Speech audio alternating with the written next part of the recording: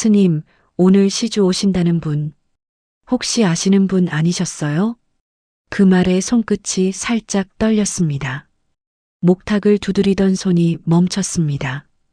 30년, 정확히 30년 2개월 17일, 그 이름을 듣지 않고 살아온 시간이었습니다. 아닙니다. 처음 뵙는 분이십니다. 거짓말이었습니다. 평생 처음으로 법당 안에서 거짓말을 했습니다. 산 아래 마을에서 울려 퍼지는 차 소리가 들렸습니다. 외제차 특유의 낮은 엔진음. 30년 전 검찰청 지하 주차장에서 매일 듣던 그 소리였습니다. 목탁을 다시 들었습니다. 똑, 똑, 똑. 리듬이 흐트러졌습니다. 평소보다 빨랐습니다. 마음이 흔들리고 있다는 증거였습니다. 스님, 시주님 도착하셨습니다. 문이 열렸습니다. 그리고 그 사람이 들어왔습니다. 강태윤. 30년 전 그 이름 그대로였습니다.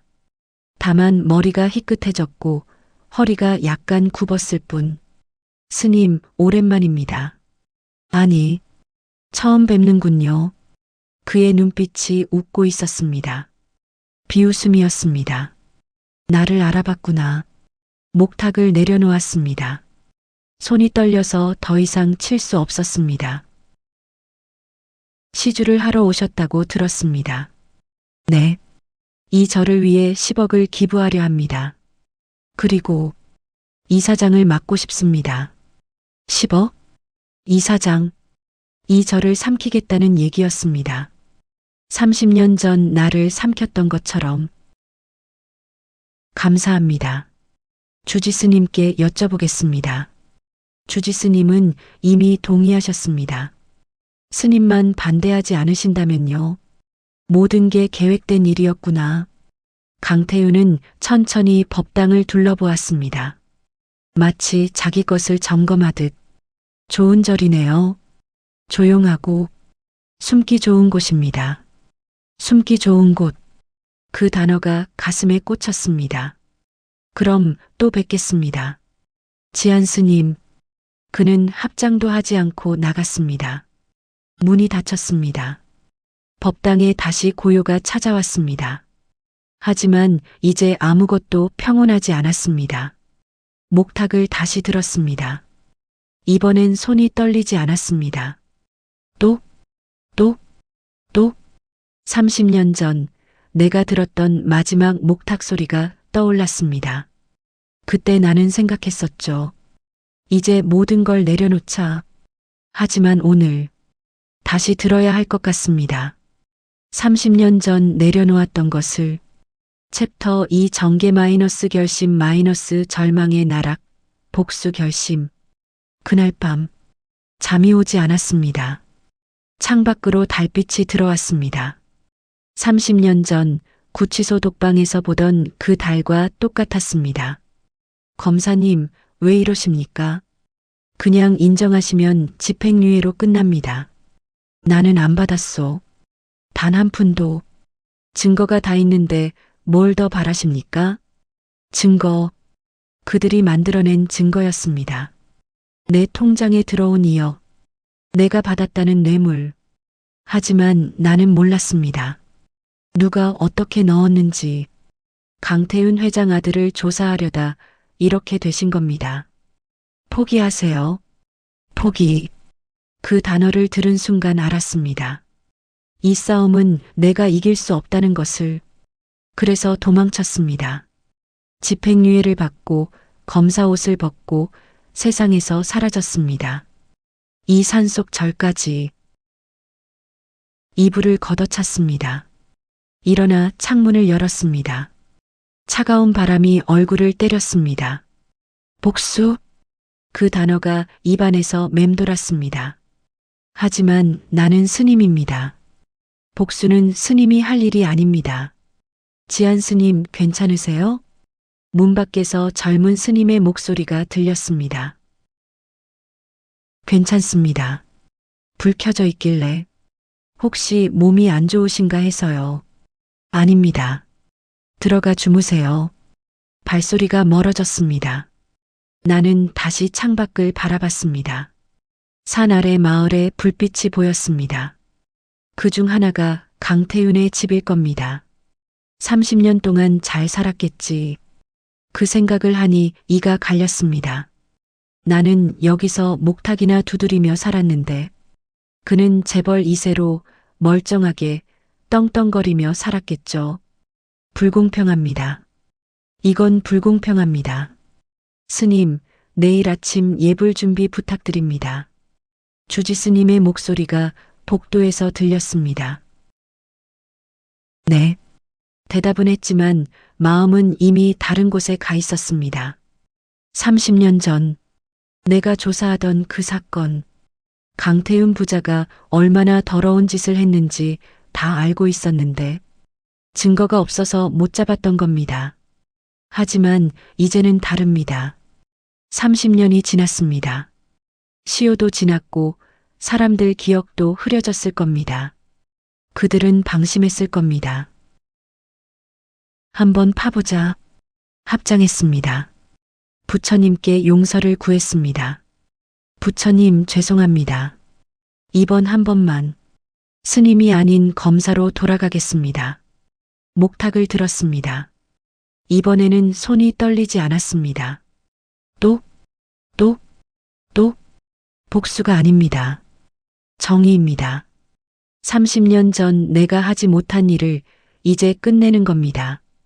챕터 3 전개 마이너스 계획 마이너스 구체적 계획 수립과 행동 개시.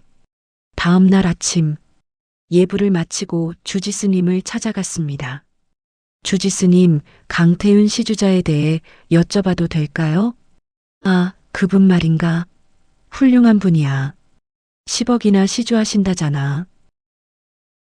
어떤 분이신지 좀 더 알고 싶습니다. 왜? 혹시 문제라도 있나?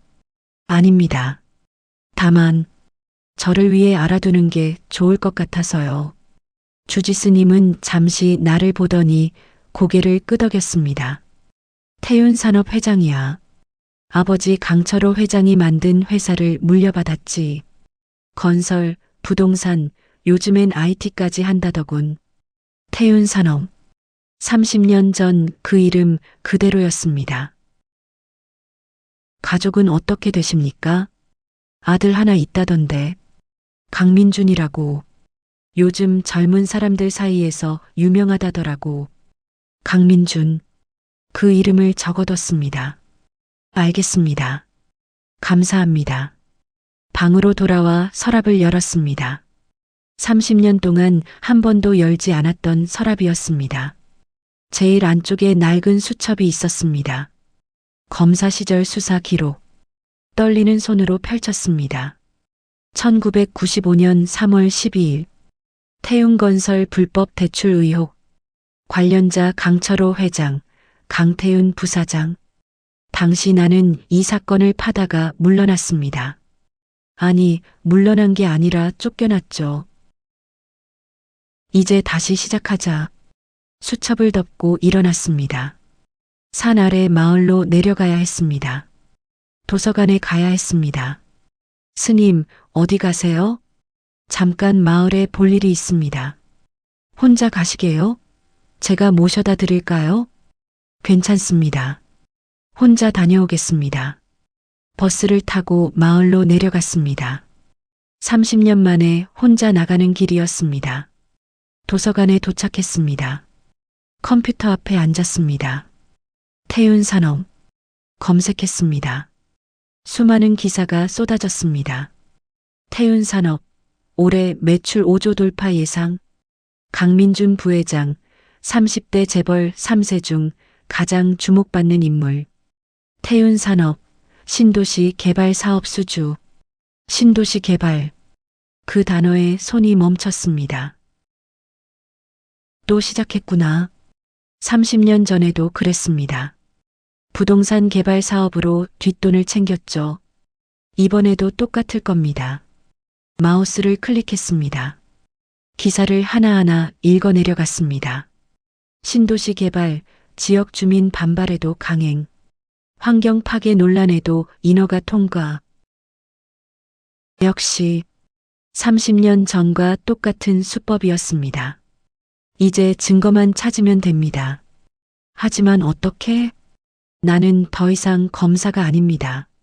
수사권도 없습니다. 영장도 발부받을 수 없습니다. 한참을 생각했습니다. 그러다 문득 떠올랐습니다. 절 이사장. 강태윤이 이사장이 되면 절에 자주 올 겁니다. 그때 그의 동선을, 대화를, 사람들을 관찰할 수 있습니다. 이용하자. 그를 가까이 두고 그의 약점을 찾는 겁니다. 도서관을 나왔습니다. 버스를 타고 절로 돌아왔습니다. 주지 스님이 기다리고 계셨습니다. 지안 스님, 어디 다녀왔나? 도서관 다녀왔습니다. 도서관? 무슨 일로? 공부 좀 하고 왔습니다. 거짓말이 점점 자연스러워졌습니다. 방으로 돌아와 수첩을 다시 펼쳤습니다. 새 페이지에 적었습니다. 계획 1 강태윤을 가까이 둔다. 계획 2 태윤 산업 신도시 개발 사업을 파고든다. 계획 3 30년 전 증거를 다시 찾는다. 목탁을 들었습니다. 또? 이제 시작입니다. 챕터 4 전개 마이너스 변수 마이너스 예상 밖 조력자 등장. 일주일 후 강태윤이 다시 절에 왔습니다. 이번엔 혼자가 아니었습니다. 젊은 남자가 함께였습니다. 소개합니다. 제 아들 강민준입니다. 강민준. 수첩에 적어뒀던 그 이름이었습니다. 30대 초반으로 보였습니다. 깔끔한 정장에 명품 시계. 전형적인 재벌 3세의 모습이었습니다. 안녕하세요, 스님. 하지만 눈빛이 달랐습니다. 아버지와 달리 그의 눈에는 오만함이 없었습니다. 반갑습니다. 아버지가 이 절에 시주하신다고 해서 함께 왔습니다. 그렇습니까? 강태윤이 법당을 둘러보며 말했습니다. 다음 주에 이사회가 있습니다. 참석 부탁드립니다. 지안 스님. 알겠습니다. 그리고 민준이가 앞으로 자주 이 절에 올 겁니다. 잘 부탁드립니다. 네. 강민준이 고개를 돌렸습니다. 아버지, 그건 처음 듣는 얘긴데요. 너 요즘 스트레스 많다며. 절에서 좀 쉬어라. 강민준의 표정이 굳었습니다. 뭔가 둘 사이에 보이지 않는 긴장이 흘렀습니다. 그럼 다음 주에 뵙겠습니다. 강태윤은 그렇게 말하고 먼저 나갔습니다. 강민준은 잠시 망설이다 나를 봤습니다. 스님, 혹시 차 한잔 하시겠습니까? 예상 밖이었습니다. 그러시죠. 다실로 안내했습니다. 차를 따라 건넸습니다. 강민준은 한참 차를 바라보다 입을 열었습니다. 스님, 제가 솔직히 말씀드려도 될까요? 하십시오. 저는 아버지가 싫습니다. 아버지가 어떤 일을 하는지 압니다. 깨끗하지 않다는 것도 알고 있습니다. 이 사람 왜 이런 얘기를 나한테 하는 걸까? 하지만 저는 아무것도 할 수 없습니다. 회사도 돈도 모든 게 아버지 손 안에 있으니까요. 그의 손이 떨리고 있었습니다. 스님, 저도 이 굴레에서 벗어나고 싶습니다. 순간 이상한 생각이 들었습니다. 이 사람을 이용할 수 있지 않을까? 하지만 동시에 다른 생각도 들었습니다. 진심일까? 강민준 씨. 네. 왜 저한테 이런 말을 하십니까? 모르겠습니다. 그냥 스님 눈빛을 보니 믿을 수 있을 것 같아서요. 믿을 수 있다고?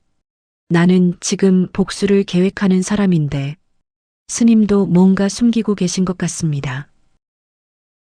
하지만 그게 뭐든 저는 스님 편입니다. 그 말에 가슴이 뜨끔했습니다. 돌아가 보시죠. 네. 다음에 또 오겠습니다. 강민준이 일어나 나갔습니다. 혼자 남았습니다. 이용해야 하나, 믿어야 하나? 답이 나오지 않았습니다. 하지만 한 가지는 확실했습니다. 예상치 못한 변수가 생겼다는 것. 그리고 그 변수가 어쩌면 내 계획을 완전히 바꿀 수도 있다는 것. 챕터 5위기 마이너스 전환점 마이너스 모든 것을 뒤흔드는 큰 전환. 그날 밤 강민준에게서 문자가 왔습니다. 스님 급합니다. 내일 새벽에 절로 가도 될까요? 새벽? 뭔가 심상치 않았습니다. 무슨 일이십니까? 한참 후 답장이 왔습니다. 아버지가 큰일을 벌이려 합니다. 막아야 합니다. 손이 떨렸습니다. 새벽 4시에 오십시오. 아무도 없을 때입니다. 감사합니다. 잠을 이룰 수 없었습니다. 새벽 4시 법당 앞에서 기다렸습니다. 차 소리가 들렸습니다. 강민준이 내렸습니다. 평소와 달리 헝클어진 머리, 풀어진 넥타이. 뭔가 급하게 온 것 같았습니다. 스님, 들어오십시오. 법당 안으로 안내했습니다. 불을 켰습니다. 무슨 일입니까? 강민준은 가방에서 서류 뭉치를 꺼냈습니다. 이걸 보십시오. 서류를 받아들었습니다. 태윤산업 신도시 개발 사업 내부 보고서 펼쳤습니다. 순간 숨이 멎었습니다. 환경 영향평가 조작, 지역주민 강제 이주 계획, 공무원 뇌물 명단. 이건 30년 전과 똑같은 수법이었습니다. 이걸 어떻게 구하셨습니까? 아버지 서재에서 가져왔습니다. 오늘 밤 아버지가 술 드시고 주무신 사이에 왜 이걸 저한테 가져오신 겁니까? 강민준이 나를 똑바로 봤습니다. 스님이 누구신지 압니다. 지안 스님이 아니라 김지안 전 검사님이시죠. 심장이 쿵 내려앉았습니다. 무슨 말씀을? 30년 전 우리 아버지를 조사하다 누명 쓰고 쫓겨난 검사 김지안. 제가 조사했습니다. 스님 속명이 김지안인 걸 알고 혹시나 해서 찾아봤습니다. 더 이상 숨길 수 없었습니다. 언제부터 알았습니까? 처음 뵀을 때부터요. 스님 눈빛이 일반 스님 눈빛이 아니었습니다. 한참 침묵이 흘렀습니다. 그래서 이 서류를 가져온 겁니까? 네. 스님이라면, 아니, 검사님이라면 이걸 제대로 쓸 수 있을 거라 생각했습니다. 강민준의 손이 떨리고 있었습니다. 저는 제 아버지가 미웁습니다. 하지만 동시에 두렵습니다. 이 서류가 세상에 나가면 우리 가족은 끝입니다. 하지만 그래야 한다는 것도 압니다. 그는 무릎을 꿇었습니다. 부탁드립니다. 이 서류로 아버지를 막아주십시오. 일어나십시오. 스님, 검사라고 불러주십시오. 이제 더 이상 숨기지 않겠습니다. 강민준이 천천히 일어났습니다. 나는 서류를 다시 펼쳤습니다. 한 장 한 장 넘기며 확인했습니다. 이거면 된다. 30년 전 내가 찾지 못했던 결정적 증거. 지금 내 손에 있습니다. 감사합니다, 강민준 씨. 저야말로. 하지만 각오하셔야 합니다. 이 서류가 세상에 나가는 순간 당신 아버지뿐 아니라 당신도 무사하지 못할 겁니다. 알고 있습니다. 그래도 하시겠습니까? 강민준이 고개를 끄덕였습니다. 네. 이제 그만 끝내야 합니다. 그 눈빛에는 결심이 담겨 있었습니다. 나는 서류를 가방에 넣었습니다. 일단 돌아가십시오. 아버지가 눈치채면 안 됩니다. 네. 조심하겠습니다. 강민준이 법당을 나갔습니다. 차 소리가 멀어졌습니다. 혼자 남았습니다. 부처님 앞에 앉았습니다. 합장했습니다. 부처님, 이제 시작입니다. 목탁을 들었습니다. 또, 또, 또 30년을 기다렸습니다. 이제 끝낼 시간입니다. 챕터 6위기 마이너스 절망 마이너스 계획 실패 직전 가장 어두운 순간 3일 후 강민준에게서 연락이 끊겼습니다. 전화를 해도 받지 않았습니다. 문자를 보내도 답이 없었습니다. 불길한 예감이 들었습니다. 그날 저녁 강태윤이 절에 나타났습니다. 혼자였습니다. 그리고 그의 얼굴에는 차가운 미소가 있었습니다. 지안, 계속 2025년 12월 28일 스님 아니, 김지안 검사님. 놀라셨습니까? 제가 알고 있었다는 사실에 심장이 뛰었습니다. 처음부터 알고 계셨습니까? 당연하죠. 30년 전 당신 얼굴을 어떻게 잊겠습니까? 그럼 왜 시주를? 재미있잖아요. 당신이 어떻게 나오나 보려고요. 그는 천천히 다가왔습니다. 그런데 참 웃기네요. 스님 행세하면서 복수를 꿈꾸다니. 민준 씨는 어디 있습니까? 강태윤의 얼굴이 굳었습니다.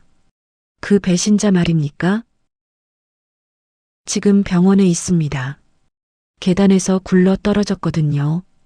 가슴이 철렁 내려앉았습니다. 무슨 짓을 하신 겁니까? 저는 아무것도 안 했습니다. 그 애가 혼자 넘어진 거죠. 거짓말이었습니다. 그의 눈빛이 말하고 있었습니다. 그리고 말입니다. 검사님. 강태윤이 가방에서 서류를 꺼냈습니다. 내가 받았던 그 서류였습니다. 이거 찾으시나요? 민준이 방에서 찾았습니다. 참 어리석은 녀석이죠. 원본도 안 남겨두고 무릎에 힘이 풀렸습니다. 이제 당신한테 남은 게 뭡니까? 강태윤이 서류를 찢기 시작했습니다. 찢어진 종이가 바닥에 떨어졌습니다. 30년 전에도 지금도 당신은 저한테 질 수밖에 없습니다. 그리고 말입니다. 그가 마지막 한마디를 던졌습니다. 다음 주에 2절 헐 겁니다. 이미 주지스님 동의 받았습니다. 여기에 리조트 짓기로 했거든요. 절을 헌다고? 그럴 순 없습니다. 왜요? 제가 이사장인데 제 마음 아닙니까? 강태윤은 웃으며 나갔습니다. 혼자 남았습니다. 찢어진 서류 조각이 바닥에 흩어져 있었습니다. 주저앉았습니다. 끝났구나. 30년을 기다렸는데, 계획을 세웠는데, 결정적 증거까지 손에 넣었는데, 모든 게 물거품이 되었습니다. 강민주는 병원에 있고, 증거는 사라졌고, 절마저 사라질 위기입니다. 부처님을 올려다봤습니다. 부처님, 제가 잘못했습니다. 눈물이 났습니다. 30년 만에 처음 우는 것 같았습니다. 복수 같은 걸 꿈꾸지 말았어야 했습니다. 목탁을 들었습니다. 하지만 칠 수가 없었습니다. 손이 너무 떨렸습니다. 이제 어떻게 해야 합니까? 대답은 없었습니다. 법당은 고요했습니다. 그리고 나는 그 고요 속에서 무너졌습니다. 챕터 7 절정 마이너스 모든 갈등 폭발, 숨겨진 진실 드러남. 다음 날 아침 병원으로 갔습니다. 강민준을 만나야 했습니다. 중환자실 앞에 도착했습니다. 간호사가 막아섰습니다. 보호자 아니시면 들어가실 수 없습니다. 저는 이 환자를 꼭 봐야 합니다. 죄송합니다. 그때였습니다. 들여보내주세요. 안에서 목소리가 들렸습니다. 강민준의 목소리였습니다. 간호사가 문을 열어줬습니다. 들어갔습니다. 강민준은 침대에 누워 있었습니다. 머리에 붕대가 감겨 있었고 얼굴에 멍이 들어 있었습니다. 괜찮습니까? 네. 죽지는 않았습니다. 아버지가, 네. 아버지가 밀었습니다. 담담한 목소리였습니다. 서류는 빼앗겼습니다. 죄송합니다. 아닙니다. 제가 죄송합니다. 당신을 이렇게 만들어서. 아닙니다, 검사님. 강민준이 천천히 일어나 앉았습니다. 저는 제 선택을 후회하지 않습니다. 그리고 말입니다. 그가 침대 밑에서 작은 USB를 꺼냈습니다. 원본은 여기 있습니다. 뭐라고요?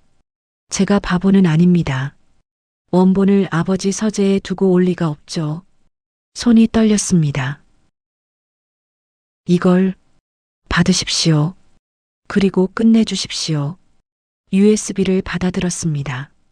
작지만 무거웠습니다. 하지만 이제 어떻게 합니까? 당신 아버지는 이미 모든 걸 알고 있습니다. 하나 더 있습니다. 네. 강민준이 핸드폰을 꺼냈습니다. 어제 아버지가 저를 밀 때 녹음했습니다. 핸드폰을 건넸습니다. 재생 버튼을 눌렀습니다. 이 배신자 새끼, 감히 아버지한테 칼을 겨눠. 아버지, 그만하세요. 닥쳐. 너 같은 놈은 내 자식도 아니야. 쿵. 으악. 폭행 증거였습니다. 이걸, 네. 이것까지 쓰십시오. 하지만 이러면 당신 아버지는 감옥에 가겠죠. 강민준의 눈에 눈물이 고였습니다. 그래야 합니다. 이제 그만 끝내야 합니다. 나는 USB와 핸드폰을 꼭 쥐었습니다. 감사합니다. 저야말로 검사님이 아니었으면 저는 평생 이렇게 살았을 겁니다. 병원을 나왔습니다. 손안에 증거가 있었습니다. 이제 마지막 한 가지만 남았습니다. 어떻게 이걸 세상에 알릴 것인가? 절로 돌아왔습니다. 주지스님이 기다리고 계셨습니다. 지안스님, 어디 갔다 오는가?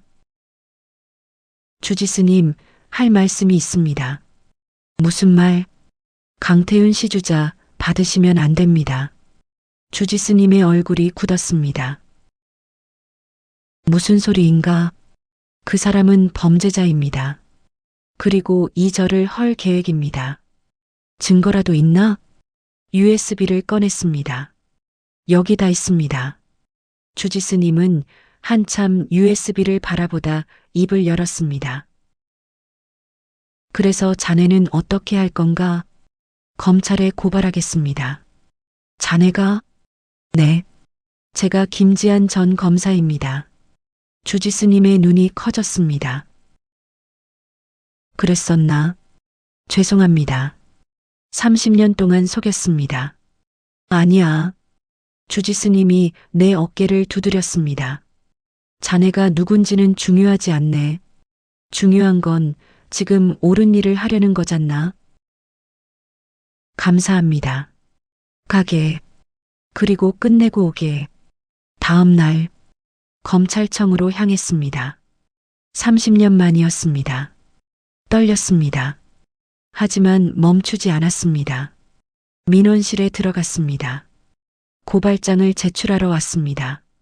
네, 여기 작성해 주세요. 고발장을 작성했습니다. 피고발인 강태윤, 혐의 뇌물공여, 환경영향평가 조작, 폭행, 그리고 제일 아래에 적었습니다. 고발인 김지한 전 검사, USB와 녹음 파일을 제출했습니다. 접수되었습니다. 나왔습니다. 하늘을 올려다봤습니다. 맑았습니다. 30년 만에 처음 보는 맑은 하늘 같았습니다. 이제 끝났다. 법복을 여미고 절로 돌아왔습니다.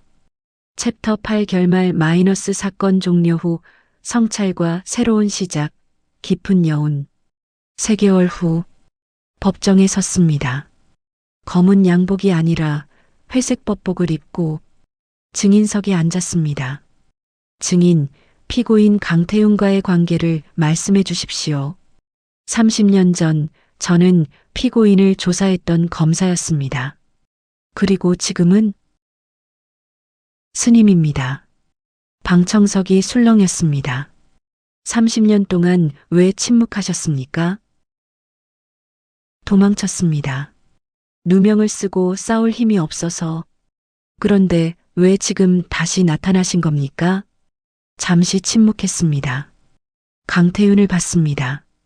그는 피고인석에 앉아 있었습니다. 수갑을 차고 고개를 숙인 채 끝내야 한다고 생각했습니다. 30년 전 제가 하지 못한 일을 복수입니까? 아닙니다. 그럼 무엇입니까? 정의입니다. 재판장이 물었습니다. 증인은 스님이시라고 했습니다. 불교에서는 복수를 금하지 않습니까? 네. 그래서 고민했습니다. 그럼에도 여기 선 이유는 복수와 정의는 다릅니다. 복수는 개인의 분노지만 정의는 사회의 질서입니다. 계속하십시오. 저는 30년 동안 이 사람을 미워했습니다. 하지만 동시에 깨달았습니다. 무엇을 깨달았습니까? 미움도 복수도 결국 나를 괴롭힐 뿐이라는 것을. 그래서 이제는 내려놓으려 합니다. 그런데 왜 고발하신 겁니까? 이건 저를 위한 게 아닙니다. 더 이상의 피해자가 나오지 않도록 진실을 밝히는 겁니다. 재판장이 고개를 끄덕였습니다. 알겠습니다. 증인은 물러가셔도 됩니다. 자리에서 일어났습니다. 나가기 전 강태윤을 마지막으로 봤습니다. 그는 여전히 고개를 숙이고 있었습니다. 이제 끝이다. 법정을 나왔습니다. 복도에 강민준이 서 있었습니다. 검사님, 괜찮습니까? 네, 이제 괜찮습니다. 아버지를 용서할 수 있겠습니까? 강민준은 한참 생각하다 대답했습니다. 모르겠습니다. 하지만 노력하겠습니다. 그걸로 충분합니다. 검사님은요? 우리 아버지를 용서하실 수 있습니까? 솔직히 모르겠습니다. 30년의 상처가 하루아침에 사라질 리 없습니다. 저도 노력하겠습니다. 그게 내가 할 수 있는 대답이었습니다. 한 달 후 판결이 났습니다. 피고인 강태윤 징역 7년. 뉴스가 났습니다. 30년 만에 밝혀진 진실. 전직 검사 출신 스님의 용기. 하지만 나는 뉴스를 보지 않았습니다. 절에서 목탁을 두드리고 있었습니다. 또. 이제 더 이상 손이 떨리지 않았습니다. 지한 스님, 주지 스님이 들어오셨습니다. 기자들이 인터뷰 요청을 했습니다. 거절하겠습니다. 그럴 줄 알았네. 주지 스님이 옆에 앉으셨습니다. 이제 마음이 편한가? 아직은 모르겠습니다. 그럼 언제쯤 알 수 있을까? 아마 평생 모를지도 모릅니다. 주지 스님이 웃으셨습니다. 그래도 되네. 중요한 건 노력하는 거니까. 감사합니다. 주지 스님이 나가셨습니다. 혼자 남았습니다. 창밖을 봤습니다. 산 아래 마을이 보였습니다. 저 마을 어딘가에 강태윤이 있겠죠. 교도소에서. 미안합니다. 그 말이 나왔습니다. 복수가 아니라고 했지만 결국 한 사람의 인생을 무너뜨렸습니다. 하지만 이게 맞는 길이었습니다. 부처님께 합장했습니다. 부처님, 제가 한 일이 옳았는지 모르겠습니다. 하지만 후회하지는 않습니다. 목탁을 들었습니다. 또 예전과 같은 소리였습니다. 하지만 뭔가 달랐습니다. 더 이상 도망치는 소리가 아니었습니다. 이제는 나아가는 소리였습니다. 밤이 되었습니다. 법당에 혼자 앉아 있었습니다. 달빛이 들어왔습니다. 30년 전 구치소에서 보던 그 달과 똑같았습니다. 하지만 이제는 다른 의미였습니다. 이제 시작이다. 30년 동안 멈춰 있었던 내 인생이 이제 다시 움직이기 시작했습니다. 스님으로서, 아니, 김지한으로서, 법복을 입은 한 사람으로서 목탁을 마지막으로 쳤습니다. 또 그 소리가 법당에 울려 퍼졌습니다. 그리고 천천히 사라졌습니다.